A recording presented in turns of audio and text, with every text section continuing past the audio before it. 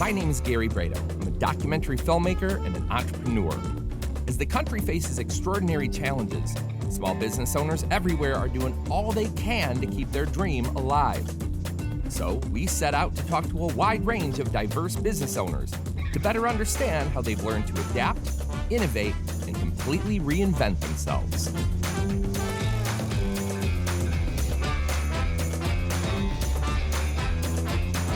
This is StartUp.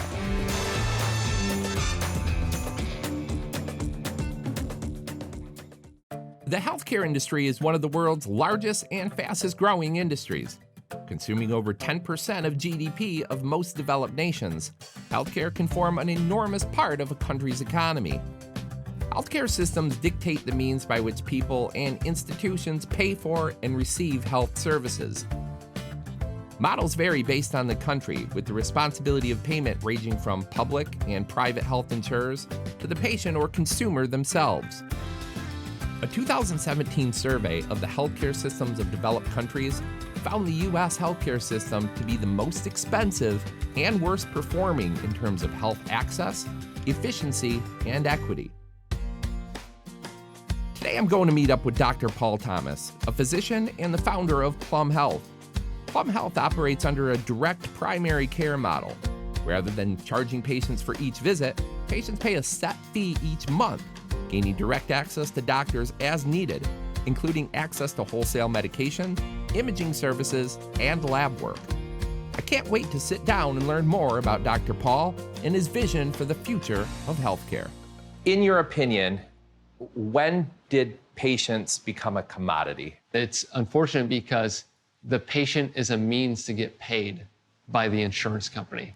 So when insurance came into being and started covering primary care services, that's when patients became a commodity. And let me give it an analogy.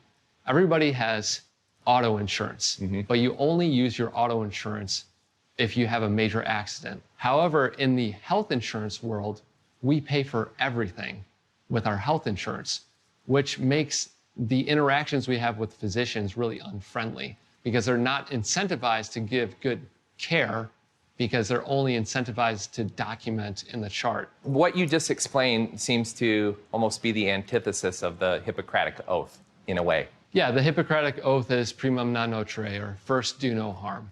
And we all take this oath as physicians when we finish our medical training. And for me, I've expanded that to mean first do no financial harm for my patients. The number one cause of bankruptcy in the United States is medical debt. Wow. And so I wanted to create a system where I never had to send somebody to collections and I never had to put somebody into bankruptcy because of their medical care. What is this model and how does it benefit, how could it benefit me as a potential patient? We believe that healthcare should be affordable and accessible for everyone. Okay. So everything that we do aligns with that mission. Our patients pay starting at $49 a month for adults and $10 a month for kids. Oh, wow. A membership to be a part of our service. And with that membership, I'm your doctor, and I take that very seriously. You can call me, text me, email me anytime, and you can see us in the office at any time without a copay. Knowing everything that I've dealt with over the years with healthcare, that seems like a way too common sense approach. Yeah, and beyond that, if you need medications or labs, we've worked with large lab companies and medication wholesalers to bring down the cost of those services. So we're saving our patients 50 to 90% on labs, medications, and imaging services. Is this a new model? This is a new model. It started around 2010. And what we find is a lot of people use this model who fall through the cracks in the traditional health insurance system. The cutoff for Medicaid is $17,000 in Michigan. So if you're a bartender or a hairdresser or a truck driver and you're making, let's say, $15 to $20 an hour, you just disqualified yourself from Medicaid. And you're unable to afford private health insurance that might be $300 or $400 or even $800 a month. You're in that gap. Right, and a lot of people turn to us for their healthcare services. So we work with a lot of restaurants, a lot of small businesses who aren't big enough to provide health insurance for their employees, to give their employees this kind of service and give individuals in this community this kind of service that they can know their doctor, they trust their doctor, they have us on call for them anytime they need us. Start by telling us your name and how you first discovered Plum Health. My name is Elizabeth Cosby, and I'm a longtime Detroit resident and bartender. I heard about Plum Health last year. I was diagnosed with a DVT, which is a blood clot in my arm. And being a bartender, we don't have health coverage, so Right. my friends and everyone in the community suggested that I call Dr. Paul and see if he would become my primary care doctor. So that's what I did, and that's sort of how I became a part of the practice. So not having health insurance in the past, what did you do when you got sick? I took over-the-counter stuff and hoped for the best. I've been able to kind of skate through life with that, but when this happened, that was it. So I had to get a job with health insurance because it ended up being an expensive procedure to fix it, and I have to be on medicine every month. But even though I have health insurance, I still have kept part of Plum Health because Dr. Paul is there no matter what. So I kind of believe in that system. This could be the future. It should be the future. It should be. I don't think it could be. I think it should be the future. I don't think that anybody should be in crippling medical debt just to stay alive.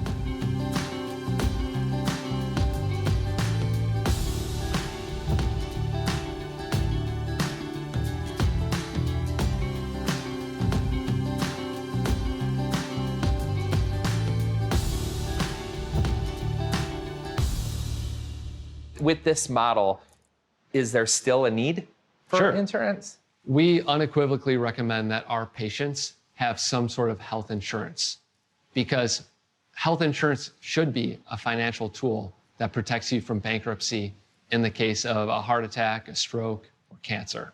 So you need to have some sort of health insurance. But we take all comers. You can be a member if you are uninsured. You can be a member if you have the best insurance on the planet. And both groups of people find a lot of value in our service. Is this a model that you saw in 2010 that was working and sort of replicated it, or was it your original concept? I first heard about this in 2012. My friend sent me a text with a link to a podcast, so I listened to it. And it was one of my colleagues, Josh Umbear, who was speaking so passionately about starting a family medicine service under this direct primary care model. Also, at the end of my residency, I was so tired of the conveyor belt medicine that we were practicing in the fee-for-service system that I wrote my own business plan to try to get out of that system and build some sort of compassionate healthcare system of my own. And that's how I came to start Plum Health in November 2016, about 5 months after I graduated from residency. Expand on the comment that you made about the conveyor belt that's happening in the healthcare system right now. The typical family medicine doctor has 2,400 patients, and they have to see 1% of their panel each day. So each day, every primary care doctor has to see 24 patients. That means if they work 8 hours straight and don't take a lunch, they have 20 minutes to see you. Now, more than half of their time for each patient has to be spent documenting it into the electronic medical record. Right. So they end up spending 8 minutes of FaceTime with you, answering maybe 1 or 2 of your questions, documenting it, and then moving on. That's really unsustainable. In my model, we have 500 patients per physician, and we see about 5 patients per day. We're able to set aside 30 minutes to an hour with our patients, sometimes more if they need it. And then we have 3 hours to make phone calls, answer text messages and emails, and leave feeling fulfilled and not stressed and having to take work home. A lot of doctors, they spend on average 86 minutes after work doing notes after hours. And it's really unsustainable for individual physicians, and that's why so many doctors are burning out. What do you find attractive or appealing about this model versus traditional, the traditional hospital healthcare setting? When we're able to provide high quality care for our patients, it makes things so much more fun to take care of my patients. I feel like I'm able to get to know them a lot better because we don't have any time restrictions. We're able to develop a really unique relationship with them because we also talk with them via text and email and call them too. How important is it to be able to take a good amount of time with a patient to really be able to understand them and their issues, get to know them as a person. Yeah, it's really, really important because a lot of medical conditions are multifactorial. You can't just put it in a box. Usually there's a lot of environmental things going on, maybe things going on at home, personal stuff, work, and maybe that's all even playing into their high blood pressure. So trying to understand exactly where they're coming from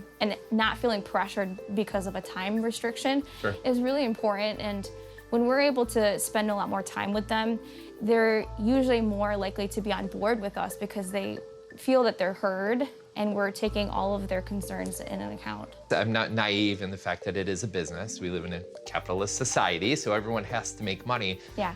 But to the point that people are dying because they can't get the care that they need, or they can't afford the copay. They don't have insurance and nobody wants to see them. That's correct.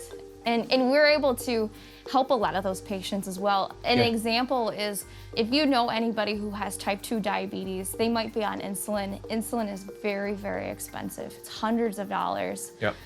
We've been able to work with our patients and try to get samples from a lot of the insulin companies, and we're able to get it to them for free. If you see our whole wall of medications here, we buy them at cost. So some of these medications patients are paying maybe $100 a month for. We're able to pay for pennies per pill for some of these medications. So we save them a ton of money, and we're able to provide them these medications so that we're able to continue to control their conditions.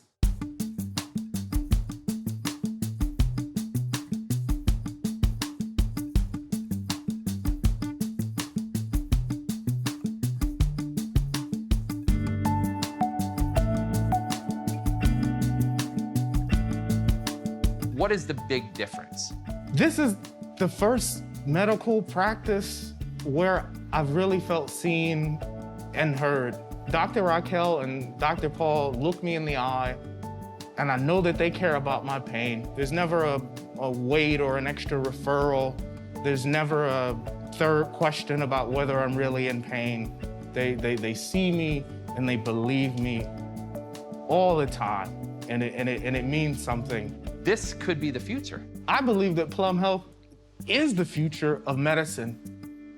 If not Plum itself, then surely the model, because it no longer requires a metric ton of research and 10 different referrals and asking your friend who's got a better job and better doctors for a little bit of help. Medicine has required that I needed an inside man for so long. Right. I'm so grateful that like Paul was already my man, you know. What do you say to people that have never heard of or are considering direct primary care? For people who've never experienced direct primary care, that it is worth it. That if you've ever felt that a doctor didn't see you, didn't hear you, did not believe you, anybody who's just wanted help and they haven't gotten it when they went to people who are supposed to help, try direct primary care. Let's dive deep into your business model and how this actually came to be. You're finishing your residency, developed a business plan. Mm-hmm. What was the next step? The next step was taking a small business class. Doctors are not trained to know how to write a business plan, to start a business, to manage accounting. So I needed some sort of training. So fortunately in Detroit, there are a lot of resources for entrepreneurs like myself. So I took advantage of 2 classes, one through the Build Institute and one through Tech Town's Retail Bootcamp. Each were 8 weeks long. They taught me about customer avatars, social media marketing, legal and accounting, signing a lease, etc. And I used all of those skills to start my practice. What does it cost to build out a doctor's office? This cost $180,000 to build out this office. Okay. I put up about $80,000 of that money, and I won a grant for $50,000 through the Motor City Match. Oh, fantastic. And I won a pitch competition through Detroit Demo Day, sponsored by Quicken Loans, for another $50,000. And so we were able to bring together some resources that were in the community, and we brought all that online to bring the community something that didn't exist here before. When he first I guess you would say, pitched you his concept, what did you think? I thought it was brilliant, and I love it. I'm a huge advocate for disrupting systems and pushing back against the status quo. And I think we've all known that the medical system has had challenges for quite a while. Sometimes you got to take matters into your own hands. Right. Well, they say necessity is the mother of invention, Yes. right? I think to have people who are willing to take that risk, that's why entrepreneurs deserve so much credit, you know? They see a gap in the market, they see a problem, they have a passion for something like medicine, and they want to do it differently. Paul was gung-ho. He pretty much knew his idea was going to make it. He just needed support to kind of run through the nitty-gritty of business. The business side of things, understanding financials, understanding the laws of employment, understanding marketing, those things are not doctoring, right? They are a skill in and of themselves. They are a profession. Yes, so you don't necessarily have to be an expert in all those things, but you have to understand how those things work and how you can begin to bring people onto your team. That's really important to understand. Sometimes in the beginning, though, you are doing all of those things. Right. The entrepreneur wears every hat in the beginning because money is tight. Sure. But it's really important to understand that as you grow, you need more people. That's the only way to be able to grow. How many positions do you have here? At this office, we have 2 doctors and 1 medical assistant. Okay. And at our second office up in Farmington Hills, we have 1 doctor. How do you market this business? Is it primarily word of mouth? Is it social media? How are you getting the word out? This is a skill that I acquired, but search engine optimization, or SEO. So basically, I write in my blog every week about what we're up to at Plum Health. And so when somebody's looking for family medicine Detroit, they're gonna find our blog and they're gonna learn about us and sign up. That's how we get the majority of our patients. And then now that we have over 800 patients, we get a lot more traction from word of mouth.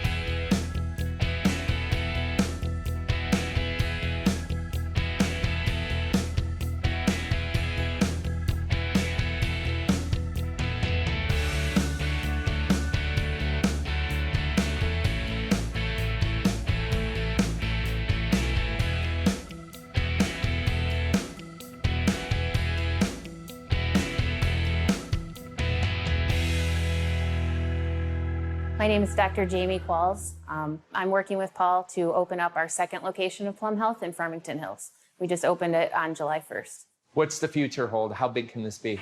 I think that, for me, this is a great opportunity to kind of go out and be the doctor that I really wanted to be. And working with an employer like Paul has given me the chance to do that. And I could see that this is growing so quickly and so rapidly throughout the country. Yeah.